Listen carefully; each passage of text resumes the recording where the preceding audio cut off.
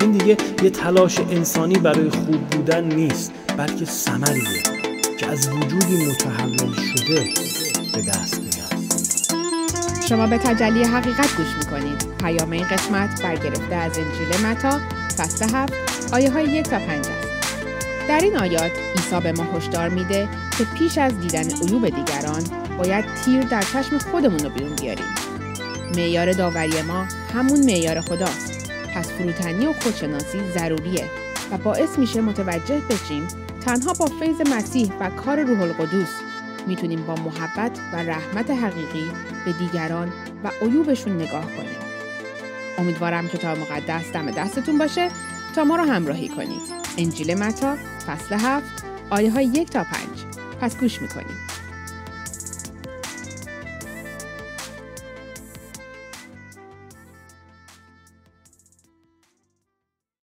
عیسی مسیح در انجیل متی فصل 7 یکی از عمیق‌ترین و چالش برانگیزترین بخش‌های موعظه بر کوه یک حقیقت بنیادی رو به ما یادآوری میکنه.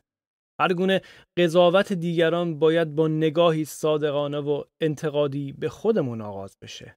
عیسی مسیح با بیان این تمثیل قدرتمند ما رو به خودشناسی و فروتنی فرا میخونه. او میگه چرا به خرده‌ای که در چشم برادرت هست نگاه میکنی در حالی که چوبی رو که در چشم خودت هست رو نمیبینی؟ این فقط یک توصیه اخلاقی نیست، بلکه دعوتی انقلابیه به تغییر قلبی. عیسی به ما یادآوری میکنه که معیار قضاوت ما نسبت به دیگران همون معیاریه که خداوند برای قضاوت ما به کار میبره. زیرا با هر معیاری که دیگران را قضاوت کنید، خودتان نیز با همان معیار قضاوت خواهید شد. این یک اصل عدالت الهیه. اگر با سختگیری و بیرحمی به گناهان دیگران نگاه کنیم، باید انتظار داشته باشیم که خدا نیز با همون سختگیری به گناهان ما بنگره. این اصل در سراسر کلام خدا تکرار شده. برای مثال در یعقوب میخونیم زیرا بر کسی که رحم نکند داوری بیرحمانه خواهد شد، اما رحمت بر داوری پیروز می شود. بدون فیض الهی این امر ناممکنه. با این حال پذیرش این حقیقت یک چیزه و عمل به اون چیز دیگه. در دنیای طبیعی و با قلب گناه آلود عمل به این دستورات تقریباً غیر ممکنه. ذات ما انسان‌ها پیش از تولد دوباره و کار روح القدس بر خودخواهی و خود بزرگبینی بنا شده. ما به طور طبیعی در دیدن عیوب خودمون کوریم و در مقابل نقص‌های دیگران رو به وضوح می‌بینیم. پولس رسول در رومیان به این کشمکش اشاره می‌کنه. می‌دانم که در ذات من هیچ چیز خوبی ساکن نیست، زیرا اراده به انجام کارهای خوب در من است، اما توانایی انجام آن را ندارم. این فرمان عیسی یک تمرین برای انضباط شخصی یا یک راه برای مذهبی تر شدن نیست، بلکه یک آینه است که به ما نشون میده چقدر به فیض، نجات و تحول الهی نیاز داریم. اگر صادق باشیم باید اعتراف کنیم که به تنهایی نمیتونیم. با همه مهربون باشیم، درک و فهم درستی از رحم داشته باشیم. بدون فیض مسیح نمیتونیم چشم خودمون رو از تیر یا چوب پاک کنیم.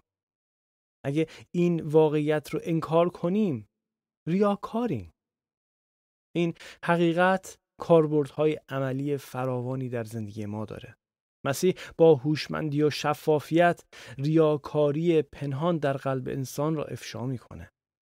او کسانی رو هدف قرار میده که با نقاب اصلاحگری در پی یافتن عیوب دیگرانن یا شاید بتونن از پرداختن به نقص‌های بزرگتر خودشون فرار کنن. این یه بازی فریبنده است. ما با وسواس به خرد چوب در چشم برادر و خواهر خودمون خیره میشیم تا چوب عظیم در چشم خودمون رو نادیده بگیریم.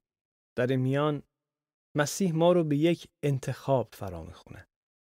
دست کشیدن از این فریب و رو آوردن به تواضع حقیقی.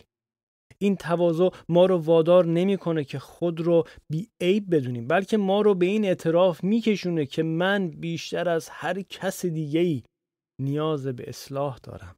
تنها با این اعتراف صادقانه است که میتونیم با فروتنی کامل در دعا به خدا التماس کنیم تا چشمان ما رو روی گناهانمون باز کنه و به ما اون قدرتی رو بده که بتونیم تغییر کنیم، توبه کنیم. این التماس نه برای قضاوت دیگرانه، بلکه برای رهایی خودمون از تاریکی و ریاکاریه.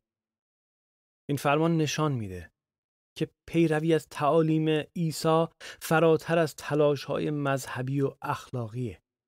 ما به یک تغییر قلبی ریشه‌ای نیاز داریم که تنها از طریق نجات و تولد دوباره در مسیح ممکنه. فقط با داشتن یک قلب جدید که توسط روح القدس هدایت میشه میتونیم با چشم‌های روحانی و پر از فیض به دیگران نگاه کنیم. همچنین مسیح به ما یادآوری میکنه که هدف از قضاوت تحقیر یا برتری جویی نیست، بلکه کمک به رشد روحانی دیگرانه. این کار تنها زمانی ممکنه که ابتدا با فروتنی چوب در چشم خودمون رو بیرون آورده باشیم. مسیحی شدن تنها یک تغییر مذهبی یا عضویت در یک نهاد نیست. این آغاز سفری درونی برای شناخت عمیق‌تر خودمون، برای متواضع شدن. عبادات، شرکت در کلیسا، مطالعه کلام خدا نه به ما این حق رو میده که بقیه رو قضاوت کنیم و نه به ما این جایگاه رو میده که بخوایم بقیه رو از بالا ببینیم، بلکه فقط باعث میشه مثل یه آینه باشه که حقیقت رو به ما نشون میده. در این آینه ما تیر رو در چشم خودمون میبینیم، گناهان و نواقصمون که پیش از این از اونها غافل بودیم.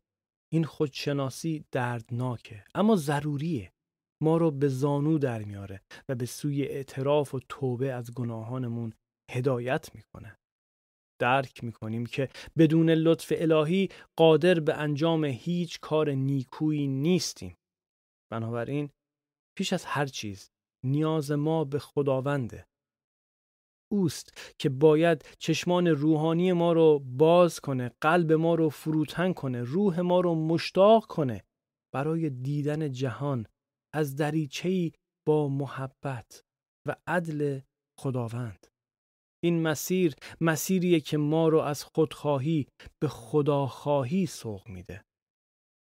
وقتی قلبمون با فیض الهی دگرگون شده، چوب رو از چشم خودمون در میاریم. دیگه به دنبال فقط یافتن عیوب دیگران نیستیم تا برتریمون رو ثابت کنیم. در اون زمان هر عمل ما، هر سخن ما، هر نگاه ما به دیگران باید از سر محبت باشه، از سر رحمت باشه. همون محبت و رحمتی که خودمون دریافت کردیم، تجربه کردیم. این دیگه یه تلاش انسانی برای خوب بودن نیست، بلکه ثمریه که از وجودی متحول شده به دست میاد. این عدالت حقیقی نه از روی قضاوت خشک و بیرحمانه، بلکه از جویبار فیض و محبتیه که از روح القدس در قلب ما جاری میشه سرچشمه گرفته. در اون لحظه ما واسطه‌ای برای رحمت الهی میشیم. به دیگران دیگه اونجوری نگاه میکنیم که مسیح به ما نگاه میکنه. به اونها همون عشقی رو میبخشیم که مسیح به ما داشت.